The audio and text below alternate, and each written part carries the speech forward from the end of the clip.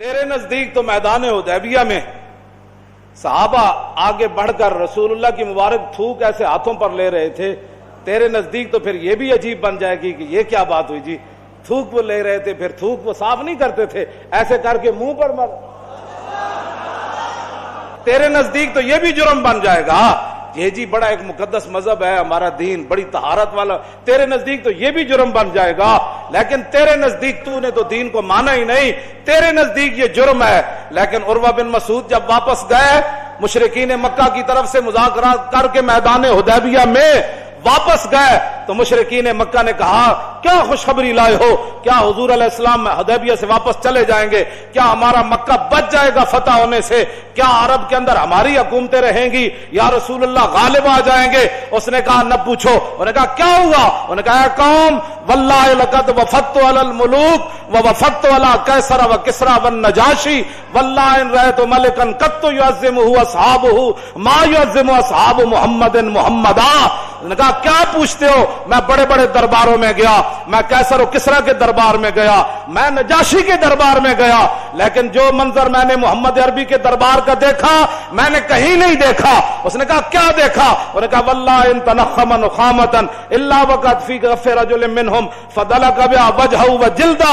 اس نے کہا میں نے دیکھا کہ جب نبی علیہ الصلوۃ والسلام مبارک تھوک زمین پر پھینکتے ہیں تو 1400 صحابہ ہاتھ لے کر دوڑ پڑتے ہیں، حضور یہاں پھینکے، حضور یہاں پھینکے، اور جب حضور تھوک مبارک پھینک دیتے ہیں پھر وہ اپنے ہاتھوں پہ مل کر اپنے منہ پر ملتے ہیں ایسے کر کے۔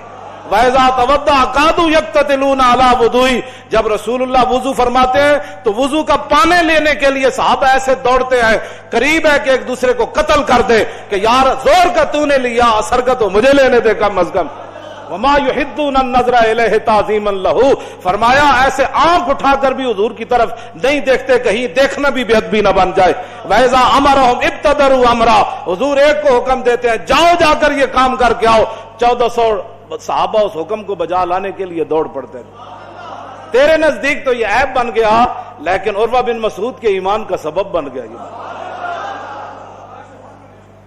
یہ کیا باتیں لوگ کرتے ہیں، یہ باتیں کر کے تم کیا سمجھ سکتے ہو ناموس رسالت کا مسئلہ چھپ جائے گا یا امت اس میں مدانت کر جائے گی؟ نانا امت زندہ ازاں کے ملت را حیات از عشق اس اور برگو ساز کائنات از عشق اس۔ اقبال کہتا ہے امت مسلمہ زندہ ہے، زندہ رہے گی، غالب ہے، اب کوئی بات نہیں، فرنگی را دل زیر نگی نیست، کیوں جی کوئی بات نہیں، یہ 4 دن امریکہ کر لے جو کرنا ہے۔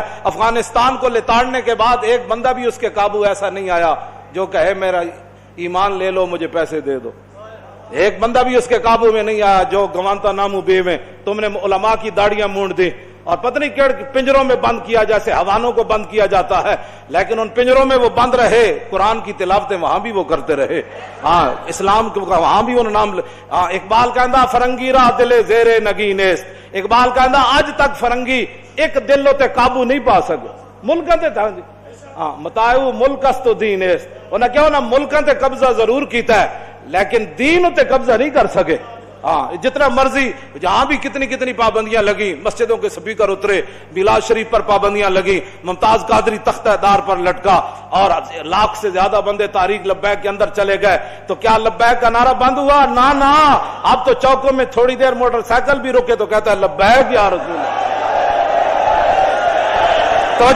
توجہ ہاں اقبال کہنا فرنگی را دل زیر نگی نیست متاعو ملک است و دین است، انہیں کیا اس کا متاع اتنا ہی ہے، عراق دے کنویں تے قبضہ کر لیا، تیل دے کنویں لین آیا سی تے قبضہ کر لیا، افغانستان دے خزانے تے قبضہ کرنا ہے سی، خزانے لے کے چلا گیا، اور شام دے اندر جڑا کچھ ہوتے لوٹ مار سی امریکہ کر کے چلا گیا، لیکن پھر کیوں لرزہ بر اندام ہے؟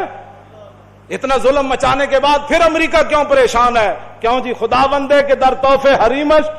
اقبال کہتا ہے جتنے چمچے کٹ سے گئے وائٹ ہاؤس کا طواف کرتے رہے اور ملکہ برطانیہ کا طواف کرتے، خدا بندے کے در تحفے حریمش، کہتا وہ جتنے تمہارے چمچے کڑچے گئے یا حکومتیں کرتے رہے اور تمہارے دروں کا طواف کرتے رہے، صد ابلیس است یکروہ الامین، کہتا لکھاں ابلیس ضرور گئے لیکن محمد عربی کا ایک غلام بھی تمہارا طواف کرنے کے لیے نہیں گیا۔ یہ بات ہے، تم کیا سمجھتے ہو حضور کا دین ایسے چلا جائے گا؟ نا یہ دین اپنی پاور رکھتا ہے، ہاں اس لیے اس دین پر کوئی غالب نہیں آ سکتا.